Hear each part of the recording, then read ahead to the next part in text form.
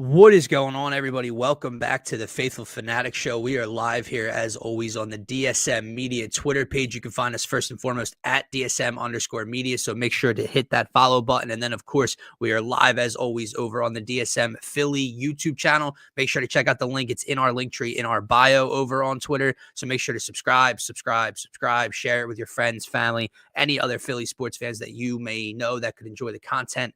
I'm one half your host, Dylan Davis. To my right, my faithful co-host, Scotty. The Eagles' disappointing season ends in disappointing fashion. We're going to break down that loss to the Niners in the wild card round, 23-19. The offense comes up incredibly short yet again. The main reason, or one of the main reasons for that letdown, Kevin Patullo out as offensive coordinator next season. A lot of names on the market, a lot of big-time head coaching names on the market, which may open up the market for the Eagles to attack maybe a Brian Daboll or a Mike McDaniel or a Kevin Stefanski or whoever else you're looking at. We're going to get into all those names later on in the show. A.J. Brown, Howie Roseman addressed the kind of controversy. Do you trade a player like that? Do you ride it out with a player like that? We're going to talk about that and his drops in the wild card round. Of course, the Sixers get blown out by the Cavs the other night. They get a chance for some revenge tonight at the Xfinity Mobile Arena. And where there's smoke, there's normally fire, my man. Bichette rumors are swirling around the Philadelphia area. All reports, all roads seem to be landing Bo here in Philly. Kyle Tucker signs a massive $60 million deal with the Dodgers. Does that help the case for the Phillies, or does that push Bo back towards Toronto since they pivot from Tucker? A lot to discuss on this Friday morning. It's good to be back. I guess it's good to be back, but what is going on? The black on black for the funeral. I respect it. And happy Friday, my man.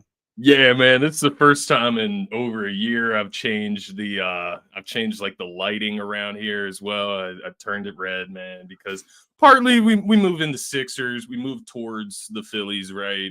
Starting in the spring. But more importantly, we show it to let everybody know that the Eagles season is over. It's usually pretty green in here, but we had to switch the vibe around. Yes, it is the Eagles funeral. I got my Eagles hat turned backwards here. We can't even look at their logo right now. That's how embarrassed we are.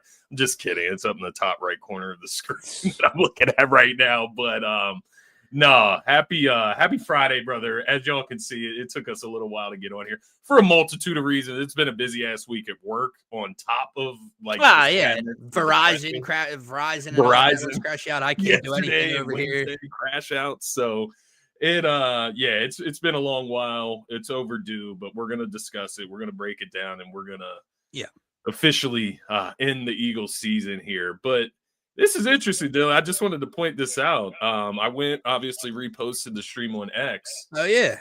And it shows us that I did so on here, which is interesting. That's odd because I reposted it too, and there's no notification. I don't know. Well, brother, it was weird. On X, I went on there like I usually do. It usually pops up because I tag each of us in the show title on X at least. And it pops up for me, but it wouldn't pop up for me. I had to go to the channel, click on the video, and do all this extra shit. So weird shit going on. If you're having any trouble, head over to the YouTube channel and watch us from that. There. That is the most important place to be, is the YouTube channel. Make sure to subscribe as always. But let's get into this funeral, man. Where to begin? This isn't just like sadness that football season for us for the Eagles has come and gone. This isn't just anger or frustration. This is as inexcusable. This is as an embarrassing of a loss that I can remember. Look, we all remember the 2023 season-ending, disaster in Tampa Bay. There was a multitude of reasons for that, right? The way that the collapse was going on, AJ didn't play. Obviously, Lane didn't play in this one, but they were missing guys, and the season was just headed towards that kind of trajectory. George Kittle gets hurt in the first half to add to an already ridiculously depleted 49er roster. They can't run the ball. Christian McCaffrey, all eyes on CMC, and I know he found the end zone twice, so he found a way to impact winning in this game. But Christian McCaffrey gets held to 48 rushing yards on just over 3 yards a pop. Brock Purdy's next for them, 9 for 24. So they can't run the ball. Brock Purdy coughs it up twice to Quinyon Mitchell. So you win the turnover battle 2-0. And you still lost the game. It took a double lateral trick play, like reeking of desperation, late in the game to beat you. And you still couldn't win. I know this Niners team won 12 games. If Terry's in here, like, congrats to you. To the final week of the season, they were playing for the number 1 overall seed in the NFC. So you can sit here and say, Dylan, they've proved it to you all year long. Injuries don't matter. I don't care. Yeah. DeMarcus Robinson was the leading receiver on Sunday afternoon. Yeah. The 25th or 27th ranked defense in the National Football League. Missing every linebacker imaginable. Can't generate a pass rush. And you scored 19 points. Talent for talent, pound for pound, this game shouldn't have been close. You were 6-point favorites at home.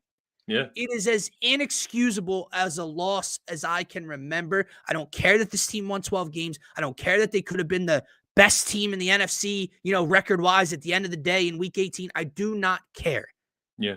They did almost nothing offensively to warrant beating you on Sunday, and you still came up short. Now, why did you come up short, Scotty? I'll throw it to you, but point blank period, they came up short because of the same thing that happened all year long. We hope that they could just flip that switch come postseason time, and in the very beginning, it looked like it. It looked like they might be able to. I actually texted you. I said to a couple people, man, is KP calling a good game? He was getting creative in the red zone. They were running a little bit from under center. They were doing some interesting things. And then the second that Robert Saleh adjusted, the second that Robert Saleh countered what Kevin Patullo was doing, he folded like a cheap tent. There's no chess with this man. There's no gamesmanship with this man. The season on the line, 4th and 11, this man ran 4 verticals against cover 4. That's what he did. They even called a timeout to come up. All right, we got to win it right here, or we got to pick up this first down right here. Forget the timeouts. Forget the defense. 20 seconds left. Whatever. You know what we should do? We should just run everyone straight down the field. That's how the season ended. And it's almost a perfect wrap on what he accomplished or lacked to accomplish this year. No, I completely agree with what you said there, man. And, there was a point in this game, it was right after halftime. It was that 3 and out of the halftime break. Eagles got the ball, and you have a whole half to just come up with this excellent game plan, right, to set the second half right and get your energy right, get the vibes right going forward. Go get 7, go take the lead and really build on this situation. And no, they come out and they go 3 and out. On the biggest stage this year, right? It's the biggest stage this year is that wild card game because it's the most important at the time. And they came out, they laid an egg. You even got, to your point, a pretty solid to great game from Saquon running the football. But once again, just showing the levels to coaching. Robert Saleh, a guy that is experienced, especially as a defensive coordinator, basically able to take advantage of a novice at best play caller on the Eagles side of things. And I think the other thing that kind of leaked out in this game, in a sense, was that the inconsistencies, the bad play calling, the bad scheme, whatever the case may be, right, that started leaking into quarterback play. It started leaking into wide receiver play. I'm talking about AJ. I'm talking about Jalen, obviously. Even Smitty missed some catches in this game that you just usually expect him to make. And so I just think kind of like what Jose is saying right now, if a team can't find their flow off, yeah, exactly. And, maybe it was foolish on us it was. Now it is, right? It was foolish on us for us to believe that they could flip a switch. And, I think that's a great point as well. After the first drive, you had Quinyon, who struggled a little bit with DeMarcus Robinson. After that, he was lights out. Defense was lights out. And you just ultimately couldn't make any plays, not enough plays, but any plays to build a lead in this game. They went up, 16-10 at one point. That was like the last time that they had the lead in that game. Yes. And literally going into the fourth quarter, it was 16-10 Eagles. And then the Niners scored 2 touchdowns in the fourth. Obviously, we went up 19-17 with. Oh, so that wasn't the last time we had the lead. Left. No. We ended up getting 3. I mean, I'm not going to argue with Pumper today. No, I mean, Jalen Hurts simply was not good enough in this game. I think just to talk about it as a whole, right? Like Kevin Patullo, obviously, he's gone, he's fired. We'll get into that after this segment, but looking at the offense as a whole, I think Saquon played. He had a drop too, though, man, in a big spot. I think it was a 3rd down or some shit. He did. You look at Jalen specifically in this game, and the big thing that irked me was, one, the amount of time that he had in the pocket, because there wasn't a ton of pressure from the 49ers. And he sort of started scrambling out of nowhere, right? And that I've seen that from Jalen before, to be fair. I've seen him get into that mindset before.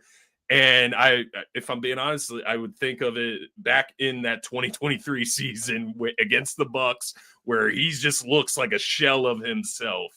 And I'll throw this to you, man. The refusal to use his legs. It's just, I don't know. It's odd to me. It's odd to me. But what are your thoughts on Jalen in this game, though? Ultimately, no, he 1,000% was not sure. Was not good in this one. Yeah. It's just so tough, man, because I know where Pumper's going, and it's hard to argue with most of his points. The problem when you look at something like this, that should be enough time. Yeah, against that, like, emphasize that defense. Yeah. You're right, man. You're right. But forget 2 minutes, 3 timeouts, ball at the 50. This was all game. And the problem where I can't, it's very difficult for me to just say, oh, like, did you go back? Did you watch the analysts this past week go and break down the play calls on that final drive?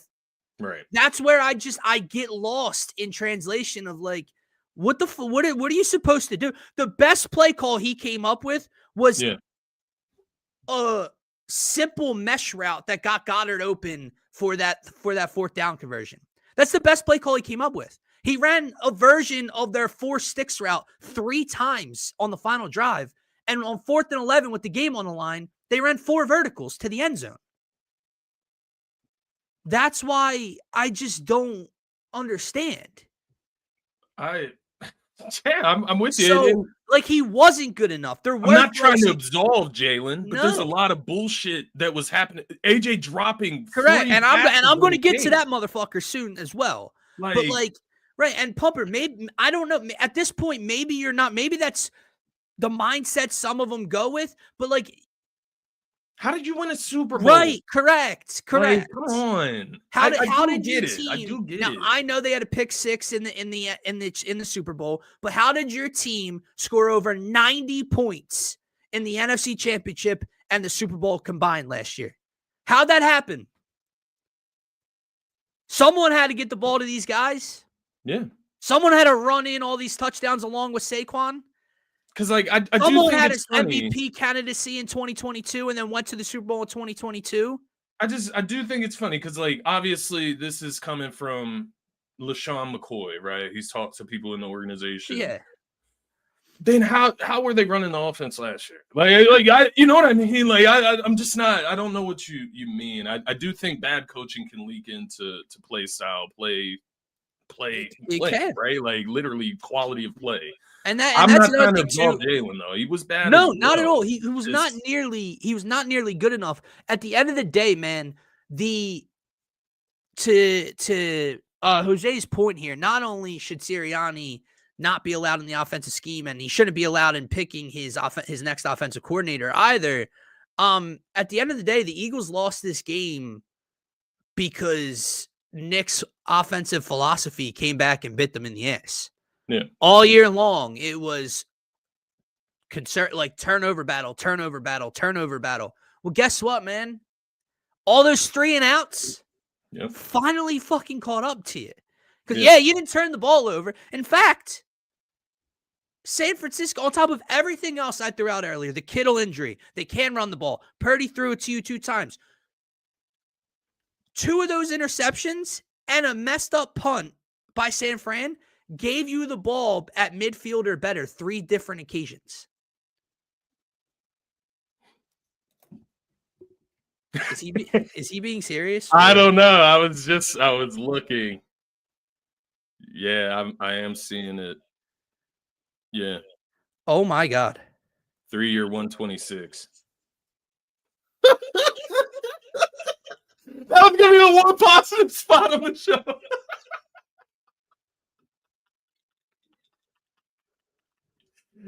I can't, man.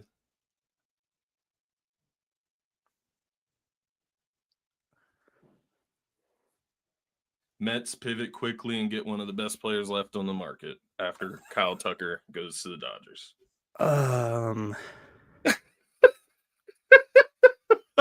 I can only imagine what's going through your head, Dylan. I'm going to need a minute. You said some news, my I wasn't expecting it to be that. Look, you got to hit the Doc Rivers. The hands on the knees.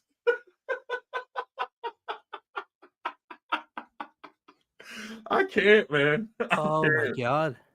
I can't. Yo, corporate Pumper with the breaking news. It's only right that Pumper breaks it.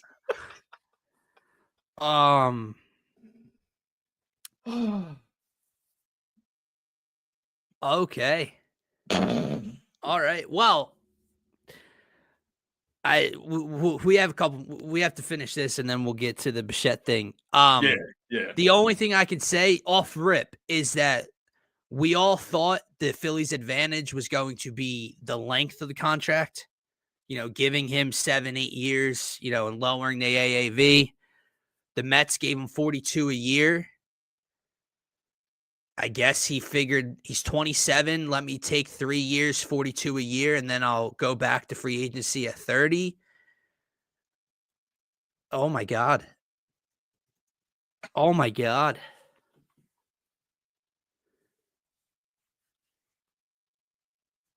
I mean, there's.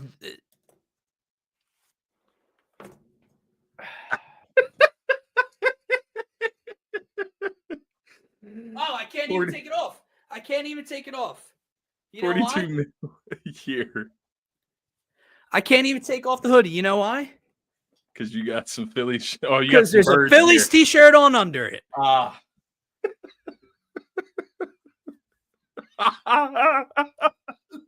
Oh my God. I can't. I don't know what else to say. I don't know how to pivot. Happy Friday. There's no point in playing this season. I'm not kidding. Like if that was like our last forget hope. The Dodgers, forget like the Dodgers situation of all of it, right? Forget the Kyle Tucker nonsense. Forget all of that. You not only didn't sign the kid, you lost him to the Mets.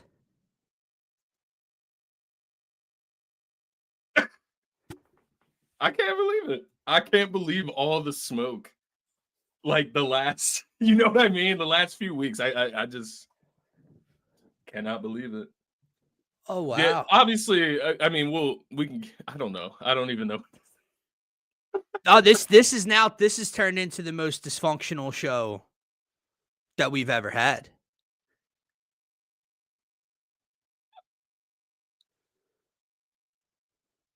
Do you think I don't know. I'm just curious how the Mets went about that. Like, I mean, well, they wanted Tucker. They offered Kyle Tucker like over 50 a year. He got obviously 60 from the Dodgers. Right. They gave him 42 a year. And he has no deferrals and opt-outs as the first after the first and second seasons.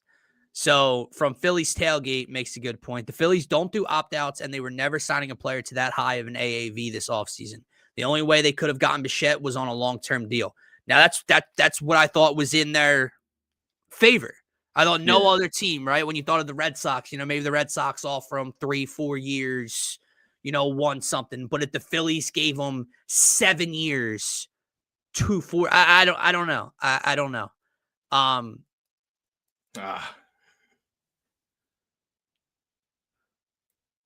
Yeah, I don't ever want to hear, Mr. Middleton, that you want your fucking trophy back. I don't ever want to hear that again from you. And it's not that the Phillies don't spend.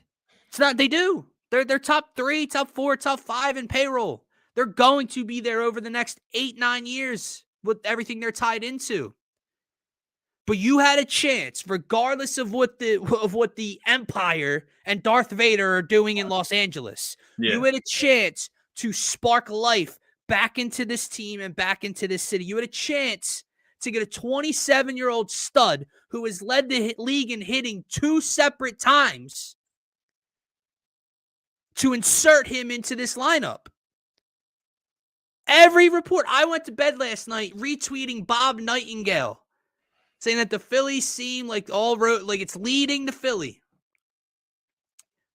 Not Philly. Just hop on the turnpike and head up to the Big Apple. Is this just strictly money? Like from your perspective, like, is it just money, or does it speak a little bit on how, like, maybe Bo Bichette views these teams closely? No, I think this was all money. You get, again, 42 a year.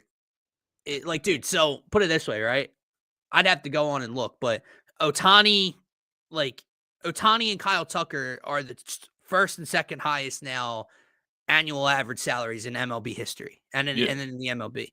I think Soto is somewhere right below them. I think Soto's getting 50-something or high, whatever Soto's getting from the Mets right now. Bichette at 42 has to be in the top 10, if not higher, in AAV now.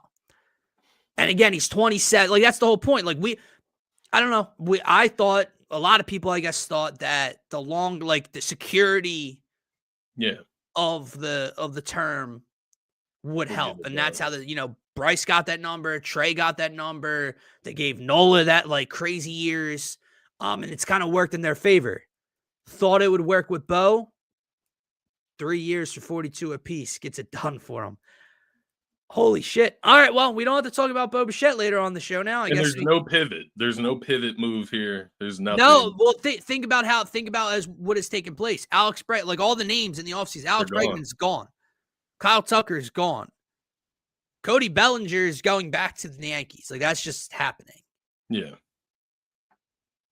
So, like Corporate Pumper says, get ready to learn Alec Boehm. And at this, I guess, here comes that JT Realmuto 3 or 4 year breaking news deal that I just, quite frankly, don't give a fuck about anymore. I don't. This is such a letdown, man. This is such the drop off from the excitement of a Bo Bichette and just a freshness to this lineup. Yeah. Just running it back, because now there's no point in trading Alec Boehm now. Right. There's no point in reshaping your infield now. There's no one to go get. Yeah. Now you have to go sign JT Realmuto. There's no one else to go get. Would this have impacted Rangers' situation at all? I know, obviously, 2 different position groups, right? I don't know, man. I'll say no, but again, I only say no because of the Phillies' unwillingness to pay that much towards their rotation. It's coming down to this money. Yeah.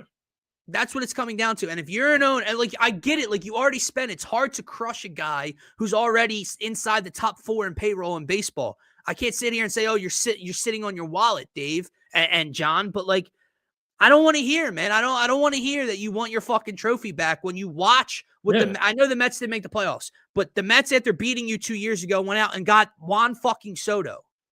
Yeah. They lose Pete Alonso, they respond by getting Bo Bichette. And the Dodgers, right? Like, Yeah. like they give 60 plus mil. They dish that out the next off season, right after they just went back to back. It just, I don't know. I was hoping the Boba Fett, because I am a Ranger fan. I do love Ranger. I'm sad to see him go up to Boston, but damn, it just like combines. It's like all combining right now. It feels like another L. Dude, Like it is an L. It is a loss. Like, don't get me wrong. It just feels like almost like the Eagles just lost again, or maybe the Phillies just got booted out of the playoffs again. It Jeff was just Mosher for hope. says, so apparently there's 2 opt-outs in Bichette's deal on a 3-year deal. Interesting move by the Mets. Maybe the Phillies were right not to do that. Time will tell. I get it, right? We can all look for things like, oh, that's so much money per year. And I simply don't care. I don't care. And I know this is going to be a good baseball team again. I'm getting very close to saying this isn't a playoff team. And not a playoff team by their own real accord. Just everybody else. But I can't say, I know it's crazy to say we won the division last year. The Mets didn't even make the playoffs. I know they lost Pete Alonso. It's just hard to look at a lineup that has Francisco Lindor, Bo Bichette, and Juan Soto in it and like think they're just going to underperform again. And the Braves are going to be good again. The Braves are going to get healthy and be good again. So you're in a stacked division again. The Dodgers are the Dodgers. Other teams are, I don't know. Maybe I'm being too negative. Maybe I'm too upset right now, but this fucking sucks. Yeah. There's no light at the end of the tunnel. No, and see, there's no pivot point now. Like you said, like where do you get? There's nothing. This offseason now is re-sign Kyle Schwarber, Adolis Garcia, and Brad Keller. That's what we have to show for a first round exit in the divisional round last year. Do you think Bo Bichette went to the Phillies and said, "Hey, they're offering me this. Like, you want to raise the?" Could have. It'll be interesting to see if that happened, because I think that would be like a next level thing where you just say, "No, go ahead and go to New York." You know what I mean? Like that would be even worse, but it probably is what happened ultimately. It sounded like he wanted to come to Philadelphia, right? Sure did. Former batting coach. Sure did. And again, that's where all that posturing can possibly come into play, right? Like people in Philly were kind of thinking, what if this is a Phillies play, like to leverage JT into the deal because they want JT back on shorter term. And then people were like, no, it seems like there's real smoke here. Yeah, so Buster Olney, I forgot they went out and got Jorge Polanco from Seattle as well. And they traded for Marcus Semien from the Rangers. So Francisco Lindor, Juan Soto, Bo Bichette, Jorge Polanco, Mark Vientos, Marcus Semien. That's their top 7 right now. Oh, okay. Got it. No, that's their top 7. So, hold on.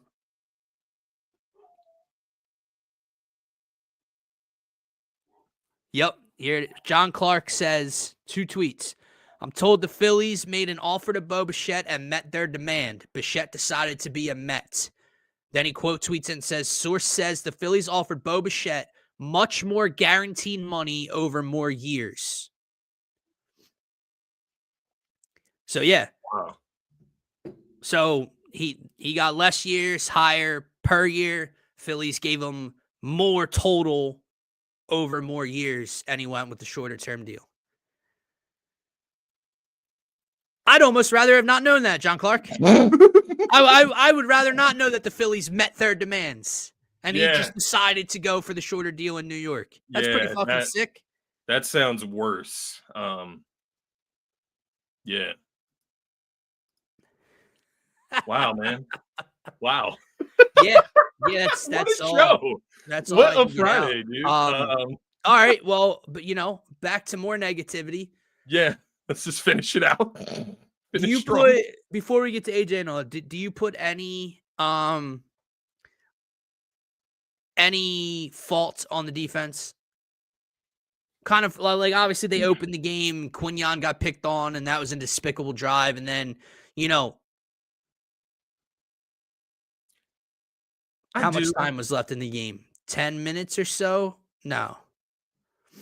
I don't know how much time was left in the game when they went down and scored, but you gave up 10 plays, 66 yards in 5 minutes and ended on a trick play with Reed Blankenship out of position and tripping. Yeah. So 23 points in total. How do you feel about the defense?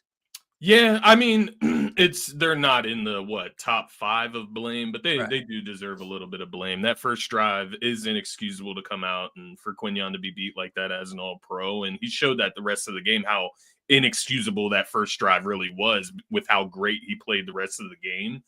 On top of that, I think you only had one sack on Brock Purdy in this game. Weren't able to get pressure against a guy that was getting pressured heavily. Couldn't even get throws off against Seattle. So it was defeating in that sense. I think their addressment of Christian McCaffrey in the passing game was not acceptable either. He had his way for the most part, and there were some matchups mixed in there, man. Like in the red zone, I know there's not a lot you can do matchup wise, especially in tight spaces like the red zone like that, but just seeing Nakobe Dean be responsible for him in the passing game just kind of grossed me out as well. Like, why? At least Zach Bond on Christian McCaffrey, but I would have had Coop following him around anytime he goes like outside of the backfield. But this is nitpicking. At the end of the day, the offense could not score 20 plus points in a must-win game against a bottom 5 defensive unit. At the end of the day, this blame goes to the offense, right? But that's not to say that the defense couldn't have played better. And right, if they held the Lions to 7 or 9 points, right, they can do that to the beat. Correct, and I think that's kind of it. But at the end of the day, you play too close to fire over and over, you're going to get burned. And the same thing that I mentioned earlier with Nick and his turnover safety philosophy. Yeah. But not caring about all the 3 and outs over and over, bit them in the ass. This did too. Like AJ even commented on it earlier in the season. One of the comments he wasn't wrong on. Like, you just relied on your defense, time in, time out, time in, time out, to get one more stop. And yeah, sure, we could say, well, DeMarcus Robinson and Jawan Jennings, like that's what beat you with 5 minutes left in the game. Yeah, it sucks, but it's very difficult to really think about them. Jake Elliott, how about that? Jake Elliott misses the opening extra point, which you always knew was going to come down to mean something in this game because, of course, Pinheiro misses one for them at the end. And if Jake makes his in the beginning, we only need a field goal on that final drive to push it to overtime. But it got to a point, man, where like that was such a talking point to start the game. And then when the offense started to do what they've done all year long, lingering into the third quarter, into the fourth quarter, people were talking about it. And I was just like, I'm tired. I don't want to hear about it anymore. Like that's not about this anymore. It's about that this offense refuses to go and do anything with all the opportunities they're being handed. And it was sickening, to be honest, dude. But no, I agree.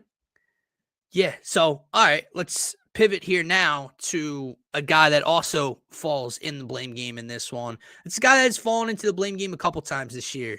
And has made his voice quite effing heard throughout the season, but tucked tail and ran and didn't speak to anybody after this loss, in which he dropped not 1, but 2. You could argue 3. I won't go for the first one. It was very difficult. This man dropped 2 crucial passes in this game. The one that he's got to catch over the middle, I can look past because Goddard then picks it up on the very next play. The one that I will not excuse, and you could tell me, oh, it was all part of the route and he was baiting the defense. He stopped running on that route first. Or not stopped running, he slowed down on that go route on the right boundary earlier in the game. Yeah, the one where everybody wanted pass interference. Yes. Yeah. He slowed down on that route. Yeah. And then said, oh, shit, the ball's coming my way, and it hits off his fingertips. Yeah. He did that multiple times this year. Yeah. I want the ball. I want to be part of the solution. Feed me the ball. Always open. Yeah. 2 of the biggest plays in that game Sunday, and you folded. And then, after you wanted to run your fucking mouth all year long, you're nowhere to be found, bro. Yeah. And then I don't know if they were fake, if it was AI, if it was a different account. But then I see screenshots yesterday. AJ Brown's back on X, and it's him just retweeting like these cryptic type of messages. What do you do? I'm asking you, point blank period. What do you do? Howie was asked about it. He talked about the level of talent that a guy like that is. It's a guy you look to acquire in the draft or through trade, and they got that. Yeah. And it almost feels like as long as AJ wants to be here, AJ will be here. Is that the way it should be? Or are you a little bit past that now? Are you a little bit towards like I don't want to move on from AJ. I don't know like this. How do you replace AJ Brown this offseason? Right. How does your team get better without AJ Brown on the roster next season? You don't. But it's got to stop, man. And maybe a new OC that gets him the ball every game because that's what a good OC should do. Maybe that puts it all to bed. Yeah. I think that's the answer to your question is before you would change wide receiver 1 or before you would change QB 1 or so on and so forth, you would change that coordinator. The coach has to go. Yes. And I think that's always the case when you're talking about extreme levels of talent versus the coaching staff. The coach is always going to be the first one to go. That being said, Dylan, with the drama in mind, with the drops in mind, with the performance this year in mind, right? Because, he was begging for the ball, but there were other times this season where he gave up on a route, where he didn't block for a teammate, right?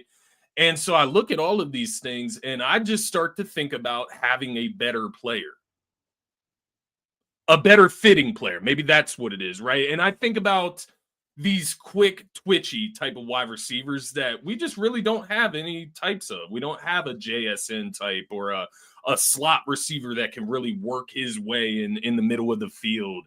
And, part of me would love to see what this team looks like with that in hand. There's a part of me that looks at AJ and I do see him getting older and I see his stature and I do wonder how that impacts him as a player. But the only reason that I'm able to think like this right now is because of his actions, because he's getting into an argument with the head coach in a critical spot in a postseason game where I get it. And there's a discussion. We'll talk about Sirianni before this show ends as well, but it's your coach. I do get it. It may be inappropriate of Sirianni. I don't mind it from Sirianni personally. Quit fucking moping around. Get the fuck off the field. Like, quit asking for a pass interference when you gave up on a route. Get the fuck off the field. I'm fine with that. Come from a sports background. Maybe a casual viewer doesn't come from that. Maybe hasn't experienced that. And apparently he was yelling at Mailata as well. Like, it was, I saw a tweet as it Sirianni happened. was. Yes. Okay. That that AJ and Jordan Mailata weren't getting off the field for the punt, so he was running down screaming at them. Mailata's nowhere to be seen in the film. Obviously doesn't yell back. AJ yells back. Obviously different personalities. They butt heads and everything. It's just, it's a lot, man. Like, it's a lot. That's exactly it. It's a lot. Yeah. With AJ. A lot. Like, Eitan Chandler keeps pointing it out too. He keeps posting the clip. I think it's after the Bills game when Nick's yelling in the tunnel and AJ's walking by him and like just shakes his head. He doesn't know he's on camera and like just shakes his head, like not like laughing. Yeah. I don't know, man. Do you think it's a Nick and AJ thing? Like that's it's so weird because Nick's kids were wearing fucking AJ Brown jerseys before the game, man. He's throwing the ball around with his kids and they have AJ Brown jerseys on. I don't understand. I really don't. Jalen in the post-game presser or the next day, it might not have been the post-game, but he said he spoke to AJ. They're in a great spot.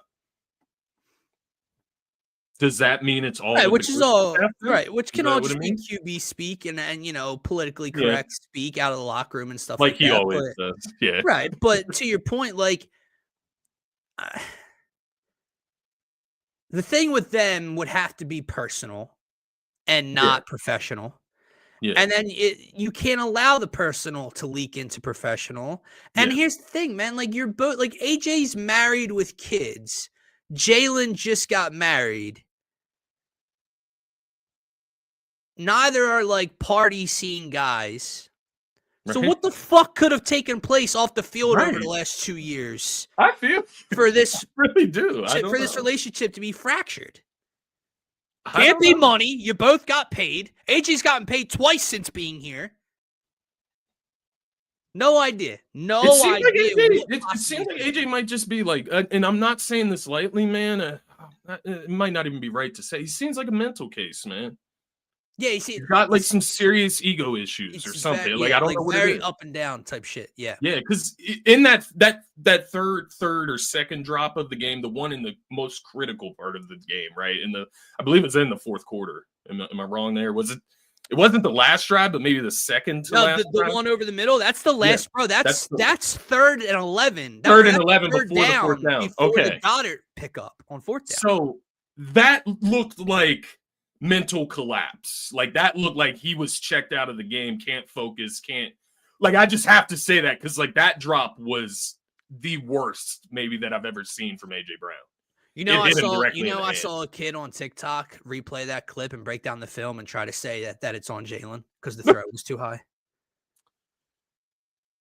Yeah, that's where the world is. That's where like people Sure, actually like thoughts. whatever.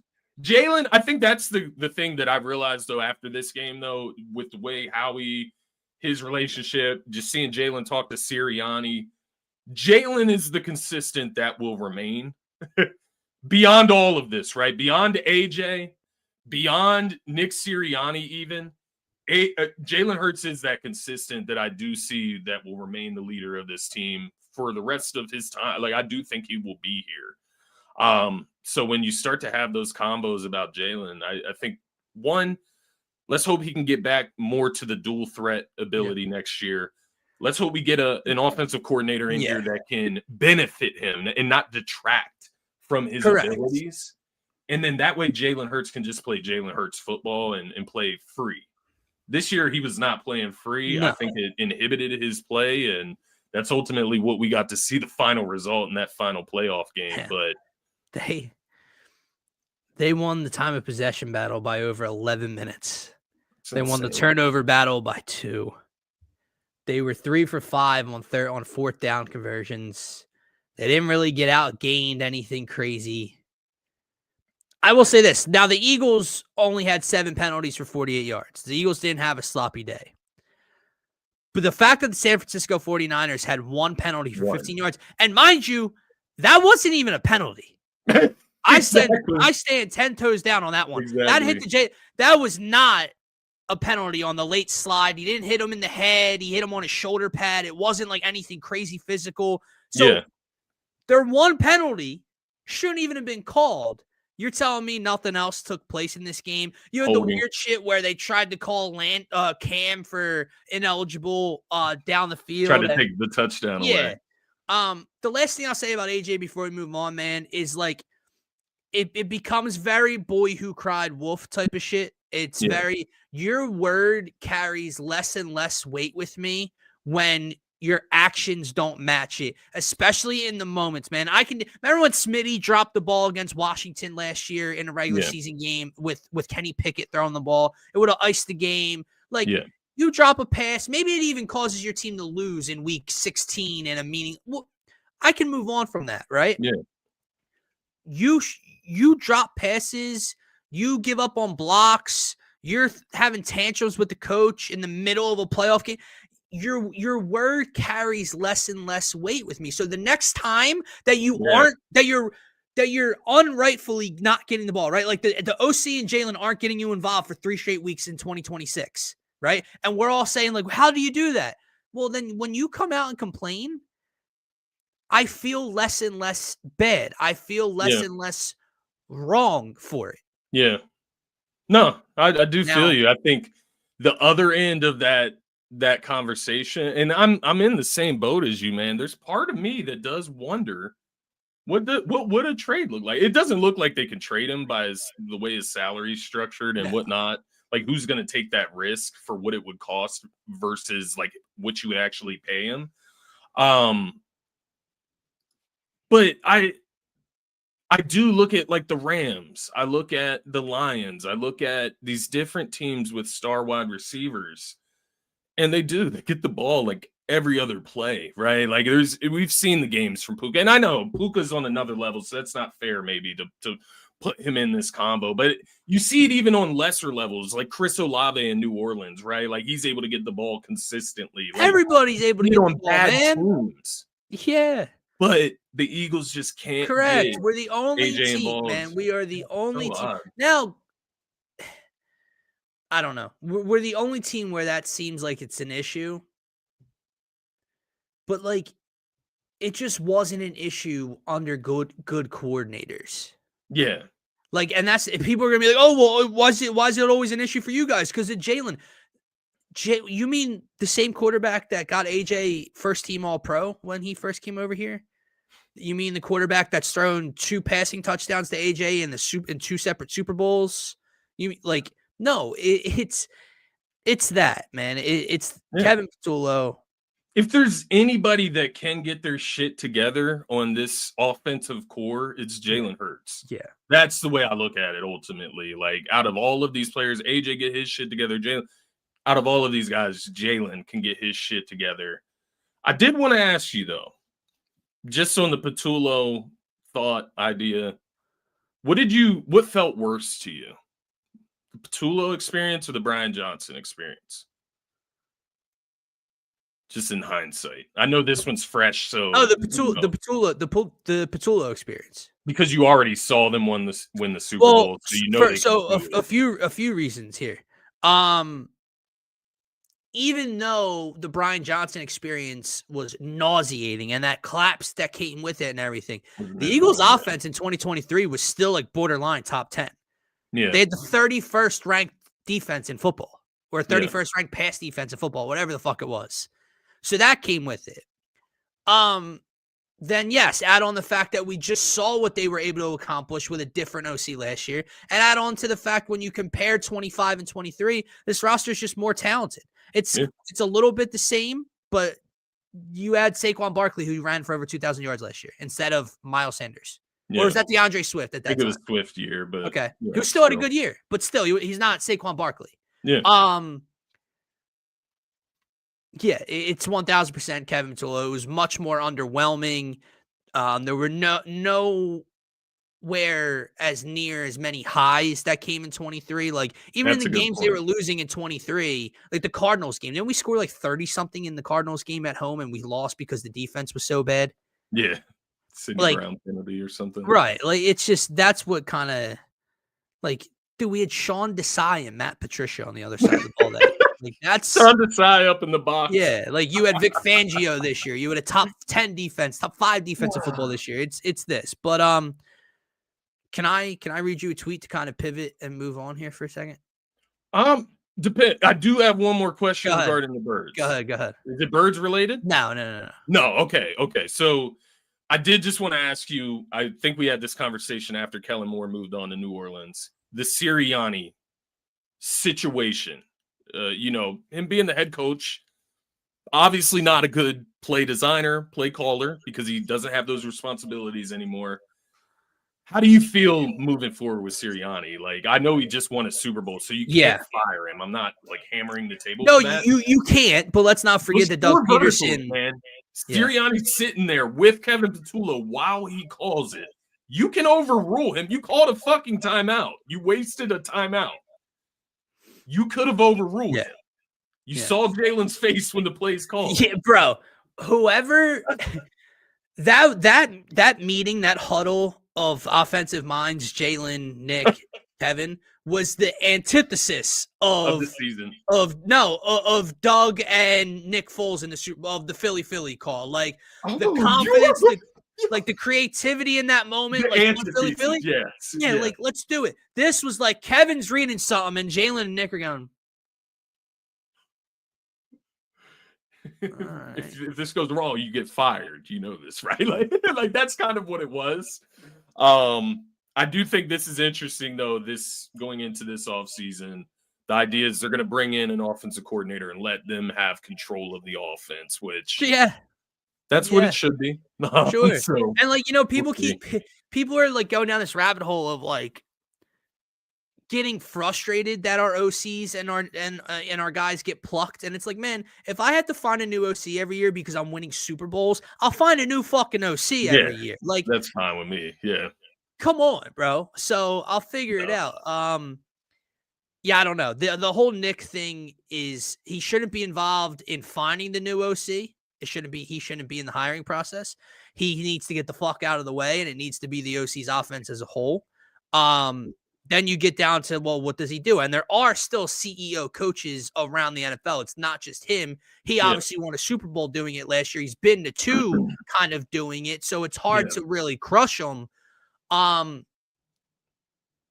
He's got to be better, man. Because while you do have great success under Nick, you have 2 epic failures under Nick as well in the last 4 years. It's almost like we just go every other season, basically. Great season, mediocre, disappointing season. Great season, mediocre, disappointing. And it just can't be like that, right? Like we've made the playoffs, though. I don't know. You got to balance expectations, but that is where this is where maybe a good ending point. I don't know. I know you have something else you wanna pull up there, but I don't really want to pull it up, but I have to share it. If the Eagles lose in any other round of the playoffs, I think it's probably acceptable. Acceptable. Yeah. I could work my mind around it. Let me ask you this, though, right? Because obviously we don't want them to lose in the wild card round. Right. I'm not with just folding and going home. Yeah. But knowing, like you're saying, like, oh, it would have been more acceptable. Like, let's say we lost in Chicago to the Bears in 1-degree weather in an ugly game. But it means Kevin Patullo is still here. Right. I would have rather lost in the wild card round the way we did. The rumors that were circling after this game was that he could have like coached his ass off all the way through the conference championship, and if they didn't win the Super Bowl, he would still get fired. Interesting. So like that was just a report that I saw. It might have been from John Clare. I don't want to get it wrong on the source, but I did see that report that basically he had to earn his job back in this postseason, and obviously he didn't do that in the wild card round. Real quick, who intrigues you the most, man? Kevin Stefanski's name is out there. Brian Dable's out there, who has history with Jalen back at Alabama.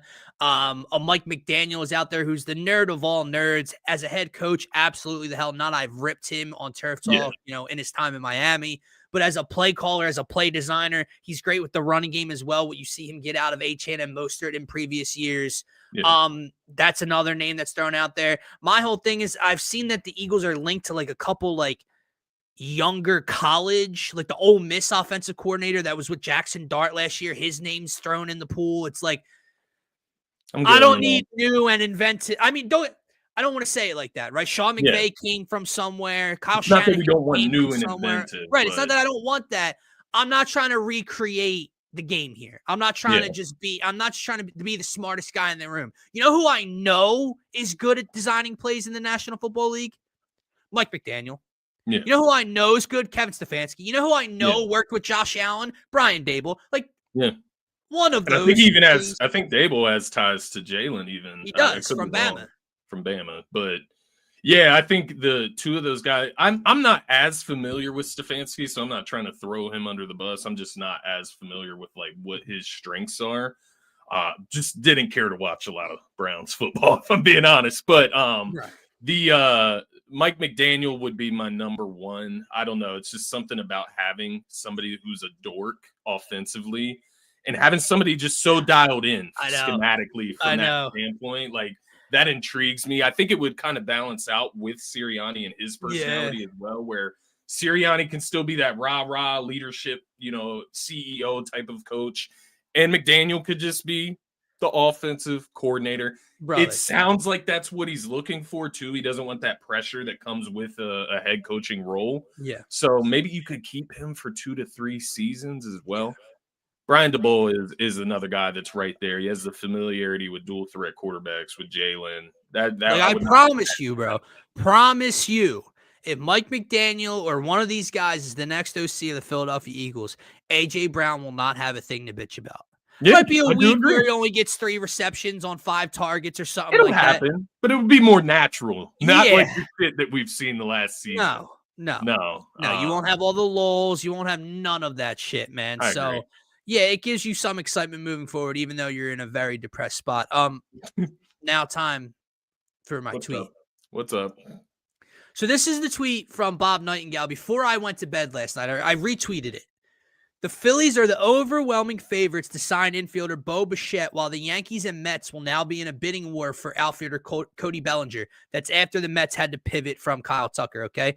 This is from Bob Nightingale 26 minutes ago. Try not to vomit while I say this. The Phillies had agreed to Bo Bichette's request for a 7-year, $200 million deal last night and believed they would sign him until the Mets swooped in with their 3-year, $106 million offer after losing out in Kyle Tucker sweepstakes.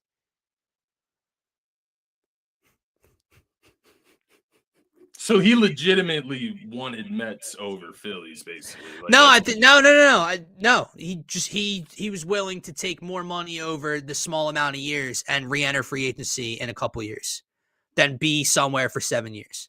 Because here's the thing. Now, this could put it this way, right? I am disgusted. I am not trying to find the light at the end of the tunnel here for the Phillies and deflect blame in any way. Like, this is an awful fucking afternoon for this team. This season is going to suck. Like, not suck. They'll still win a lot of games, but you get my point. Bigger goals. Yeah. It could ultimately turn out to be a very, very funny New York Mets thing. Because as people keep pointing out, it's 3 years, $42 million a year for this kid.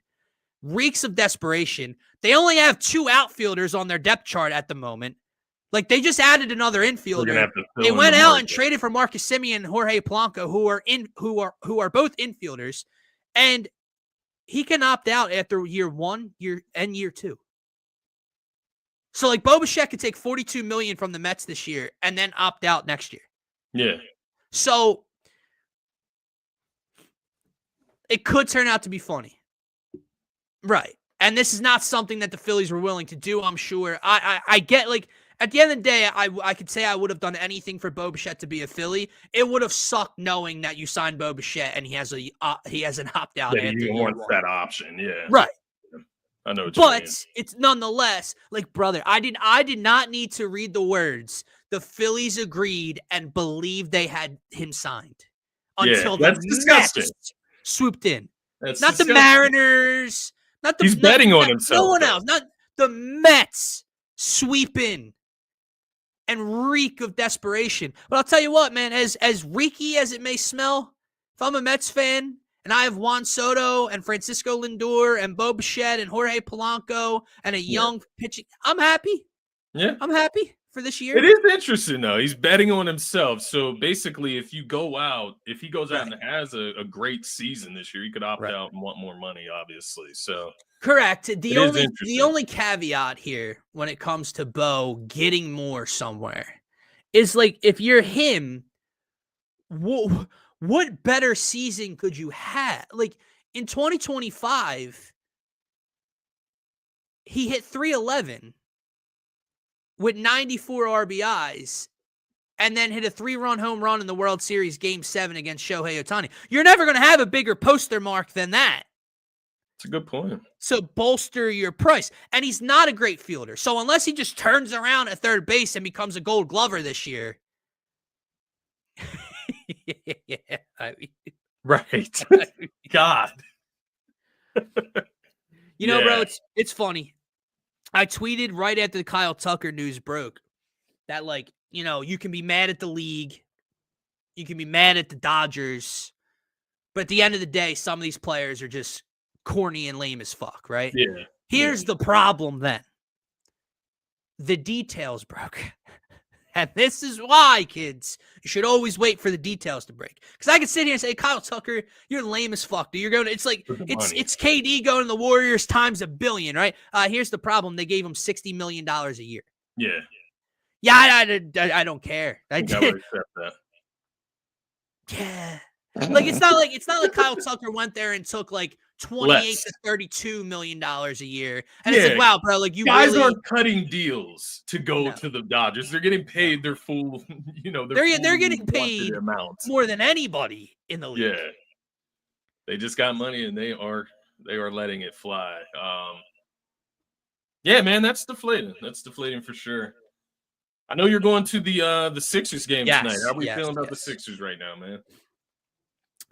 Obviously, coming off of a blowout loss, and then mix in that with the ugly overtime loss in Toronto over the weekend. So they're 3-2 in their last 5, 3-3 in their last 6. Not much positive to say after that Cavs loss, but you have a chance to bounce back. And that's something this team has done pretty to very well all year long. When they got blown out against the Thunder a couple weeks ago, they responded by winning 3 straight against the Grizzlies, Mavericks, and Knicks. They lose a heartbreaker to the Nuggets. They win 2 straight after that. They win a heartbreaker in Toronto. They win after that. So I'm confident. I'm confident that this team bounces back. I saw yesterday, I haven't checked this morning, that Embiid and Paul George are both probable. Barlow was at shoot around this morning. Obviously, Oubre and Watford are back. So it's a very nice sign when PG and Embiid seemingly start to go every night, except for the back-to-backs, right? When you know that's coming. Gint says they're winning the East. Bet them now. I love it. The Knicks, who were that sweetheart, I guess, coming into the season with Boston being injured, they are playing some. They're playing down right now. They're on a little bit of a slide, but I do think, to your point, man, tonight specifically this Cavs game, I do think it's imperative that they at least play them closely tonight, if not win, just to show that the Cavs are not levels above you, right? They've been able to compete, show they can beat the New York Knicks this season twice now, I believe it was. They've beaten the Celtics even, who I know they don't have Tatum, but they're still playing at the top of the East right now. The Cavs are kind of that other team that is, I'm not inclined to use the term juggernaut. They're not that, but they are that mainstay playoff contender in the Eastern Conference the last few years. And it's a measuring stick, right? And so, I want to see them bounce back tonight at home. I want to see Maxey go out there and act like he's playing against another top guard in the Eastern Conference in spite of Mitchell, and get his best tonight, man, and get right back on the right track. Not right back, but back on the right.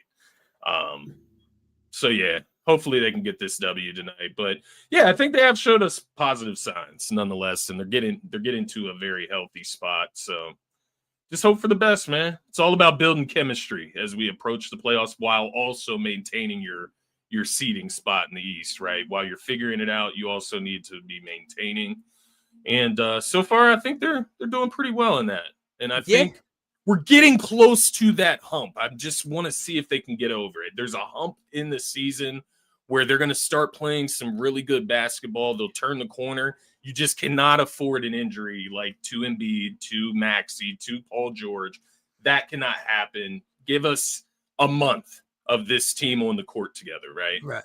And let's see where they are after this month, man. But and they got tough hoops coming up now. Obviously, they have a back-to-back with Cleveland. They play Cleveland again tonight. You get Indiana at home, who obviously is not good this year after going to the finals last year. But then you get Phoenix, who's playing better right now. You get Houston, and you get the Knicks. Now, luckily for us, this is part of a 6-game home streak. You go to Charlotte for a game, and then you're back home against the Bucks and the Kings. So there's bad competition. There's good competition mixed within. You are correct. This is kind of the hump leading into All-Star weekend and the trade deadline in early February. We're getting very close to that. And then once you get past that, weather starts to move a little bit, and we're starting to inch closer towards playoff basketball. And that's where I want to see what this team is positioned like at that point. I think it's very promising what you're seeing out of Joel's body, what you're seeing Paul George. Let me say this. Paul George on the defensive side of the ball, I think is very promising, right? Not only the want to or the buy-in at this point of his career to hustle on that side of the ball, to get back and block shots late in games on that side of the ball, affect the game that way. But even that his body, which was a concern. Let's not act like it was. Are Paul George and Joel Embiid ever going to be the same? Right. They're looking more and more like it, adding to it an MVP candidate in Tyrese Maxey, adding to it a Rookie of the Year candidate in VJ Edgecombe, and then all the other pieces have to start to fall in place, whether it's the Oubres, the Watfords, the Grimes. McCain continues to be a shell of himself. I don't know. How close do you think we are? How close do you think we are to just for this season, not for the future of Jared McCain in Philly, but for this season, Jared McCain being almost put on the back burner? I think it kind of has, honestly. I think it's kind of gravitated to that point. I mean, he gets minuscule minutes here and there towards the end of the first half most of the time, but I don't know. Exactly what you said. He's been a shell of himself. He obviously has never been like a plus defender on the perimeter, but now it's like the shot. You have to take advantage of the moments that you get, even if they are minimal in this situation with this guard rotation. And he's just not. You look at Grimes, he presents something off the bench that's a scoring punch. You look at VJ, that speaks for himself. Maxey speaks for himself.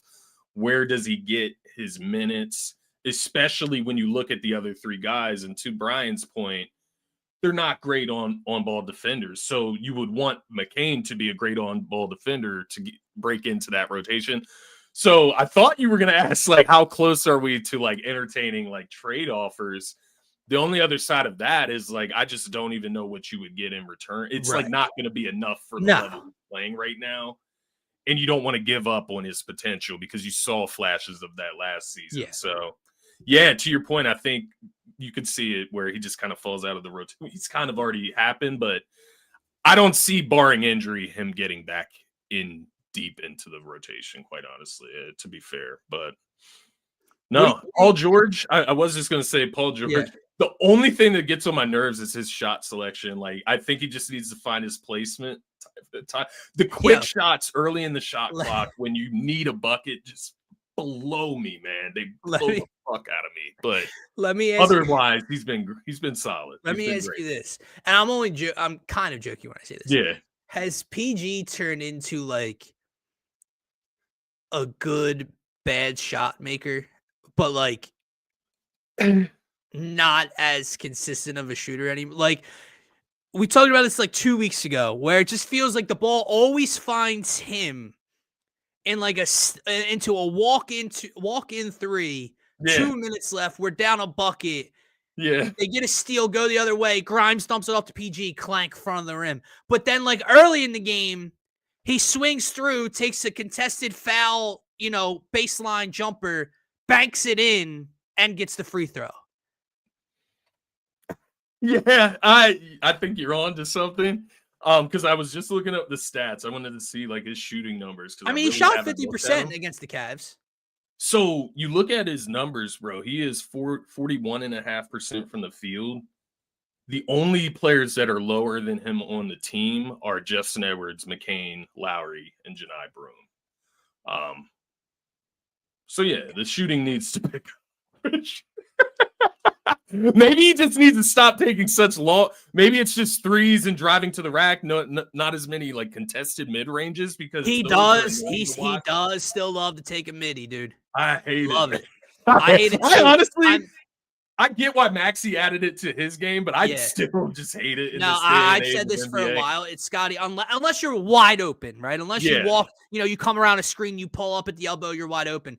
It is the most infuriating shot selection for 96% of the league nowadays. Yeah. And I know that sounds analytical or whatever, like, oh, threes and layups, threes and dunks. Like, if it's not that, don't take it. It's not that, man. But to your point, like, unless you're a guard coming around a screen, unless you are like a true post player who, like a Dirk used to be, or like Joel, back down, shimmy, fade away. Like, unless you're doing shit like Kobe in 08, right? It's just not where, like, bro, the dudes that step 2 feet in front of the 3-point line and take a contested jumper, it's the worst shot in basketball. Pump fake and step in. Yeah, like that. It just doesn't. No, yeah, it doesn't make any sense. The only player, there's a few, right? There's a few mid-range specialists, but the one that comes to mind is the MVP SGA. He's a deadly mid-range specialist to the point where it is beneficial for him, but. Yeah. No, Embiid too. Like the mid-range for Embiid, that John is nice. I don't mind me some Embiid mid-ranges to your point about post play, but nah. PG, those unwarranted just like hoist ups, fucking like maybe 8-10 seconds into the shot clock. They just kill my vibe, bro. But, no, they didn't match it. Pumper. They met their demands, Bo's demands, 7 for 200, I think it was, last night. Thought they were going to sign him today. And then the Mets, after losing out on Tucker, swept in with 3 years, $42 million a year, all these opt-outs, and he took that. It's disgusting, but it's still gross. The Phillies didn't turn around and say, "Okay, we'll do the same thing," and because that would be worse. That would be worse. Yeah, yes. Way worse. That would feel a lot. That would feel like pretty this, right? Sorry, man. I'll start up the Bichette 2027 campaign when he opts out of New York after a season. Yeah, dude, I blame John Middleton just as much, man. I'm tired of hearing about the stupid money. I'm tired of hearing about how you want your trophy back. Because why wouldn't the GM want to spend money that isn't his? Like, it's not up to Dombrowski on money that's spent, right? So, I feel you. Pumper having a day today, boy. This is a happy Friday for Pumper. He's coming off a Sixers blowout to a good team. Phillies lose out to the Mets, and the Eagles booted out of the playoffs. With Jalen not having a great game. It's a good week. It's a good week for that Philly sports fan. And I know he's not I can't imagine he's a Flyers fan, but the Flyers are on like a 4 or 5 game losing streak since beating the Ducks in a great game. And we thought, oh man, here come the Flyers in the Metro. We got something there. It's all Ranger gone. Who are you pivoting to? See, that's the problem, man. When you let the dominoes play out the way that they did, where Bregman signs first and then Tucker goes and all. Now it's Cody Bellinger and that's it. And you're not getting Cody Bellinger. Like Cody Bellinger's going to the Yankees. I would bet my fucking life on it. And then you look at the trade market. We heard rumors before of, the Diamondbacks and Ketel Marte, which would be better than anything on the market. But then the latest report I saw from the Diamondbacks, not even like involving the Phillies at all, was just that they're not trading Ketel Marte. And who knows how much it's going to take to get Ketel Marte.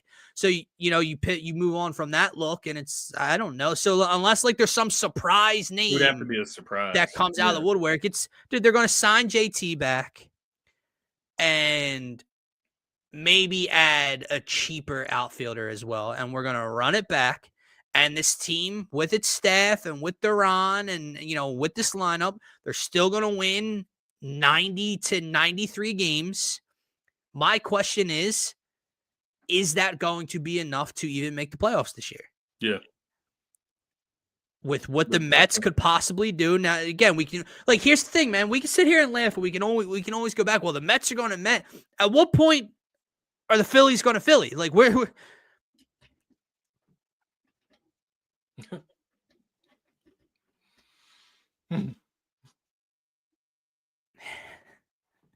we were never getting him, brother. Never. Where did he go? Houston, I think. I think he went to the Astros. Yeah, I don't know. I don't know where Dombrowski goes from here. Whatever you do seemingly is going to be underwhelming regardless now.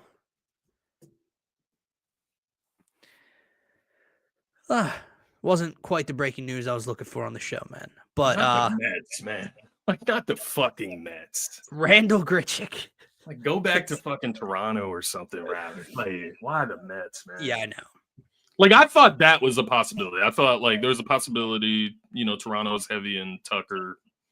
Maybe he could shift back to Toronto. Oh, dude, I bought in on everything. I bought in on the length of the contract that the Phillies had the advantage of. I bought in on the Don Mattingly relationship. He hit with him every day in Toronto. They're very close. I bought in on he lives in Florida, and the Blue Jays do spring training down there, and so do the Phillies and the Yankees. Yeah. So that's kind of what kept them in contention. And then the Red Sox went out and pivoted from Bregman to Rangers, so they spit through money there, so they're out of the race. And then the Dodgers are out of the race. And it's like, all right, come on home, Bo. No. Eugenio, is he a free agent? Obviously, was traded to the Mariners at the deadline. I don't believe he has. I don't know. Maybe it's a possibility. I don't know if he signed. I don't know what Eugenio Suarez's deal is, but regardless, that's going to wrap up this tremendously long and depressing episode of the Phaithful Fanatic Show. Real great way to kick off, jumpstart the weekend here, Scotty. Guys, as always, there's over 60 of you in here right now. Appreciate it doesn't you. sound like an eye-popping number, but I know most of you are watching over on X. Do us a favor, make sure to check us out on YouTube. The bio or the link is in our bio on Twitter.